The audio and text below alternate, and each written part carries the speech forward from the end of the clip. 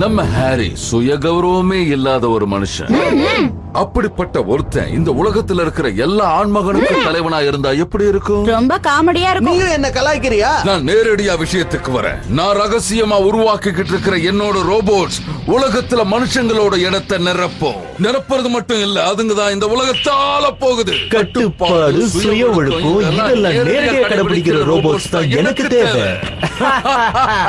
என்னோட திட்டம் இந்த நாட்டுக்கு சேவை செய்ய போகுது. கண்டிப்பா இல்ல. இதெல்லாம் ஒரு காரணம்னு சொல்லிக்கிட்டு தெரியாதீங்க. நான் சொல்றதை இந்த உலகமே ஒத்துக்கலனாலும் அதை ஒத்துக்க வைப்பேன். அது என்னோட வெற்றியில தான் அடங்கி இருக்கு. ஒருவேளை நீங்க தோத்துட்டீங்கன்னு வச்சுக்கோங்க, உங்களுக்கு தான் பிரச்சனையா இருக்கும். சிறு பிள்ளையா இருக்காரு அங்கிள். தேவையில்லாம கற்பனை பண்ணாத டன் டன் டன் பரா. என் பேரை ஒழுங்காவே சொல்ல மாட்டீங்களா? என்னோட திட்டத்துல தோல்விங்கிறத இல்ல. என்னோட கிட்ஸுக்கான சிக்கி கொய்யா பெரிய அளவுல தயாரிக்க போகுது.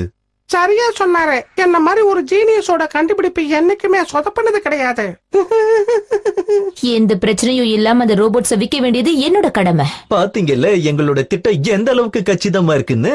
என் கனவு நிறைவேறது மட்டும் இல்லாம எனக்கு லாபமும் இருக்கு. ஆனா நீங்க வெளியில போனா உங்களை அதிகாரிகள் விட மாட்டாங்க. நான் செஞ்ச தப்புக்கு நீங்க தான் காரணம்னு நினைப்பாங்க. எங்களை இப்படி அநியாயமா மாட்டி விடுறது நியாயமே இல்ல. இது அநியாயம். அங்கிள், நீங்க பெரிய சுயநலவாதி. அங்கிள்னு சொல்லாத சின்ன பையன், சூப்பர் லுக்கிங் அங்கிள்னு சொல்லு. இங்கதான் நீங்க இல்லாத பெருமையா பேசிக்கிறீங்க. ஆனா வீட்ல நீங்க அப்படியே. கண்டிப்பா உங்களுக்கு வீட்ல ஒரு பேட் பிளாஷ்பேக் இருக்கணும். நான் வீட்டுக்கு வந்துட்டேன். என்னங்க இது? எதுக்காக இப்ப வீட்டுக்கு வந்தீங்க? அது இன்னைக்கு என்னோட பிறந்த நாள், அதனாலதான் வந்தேன்.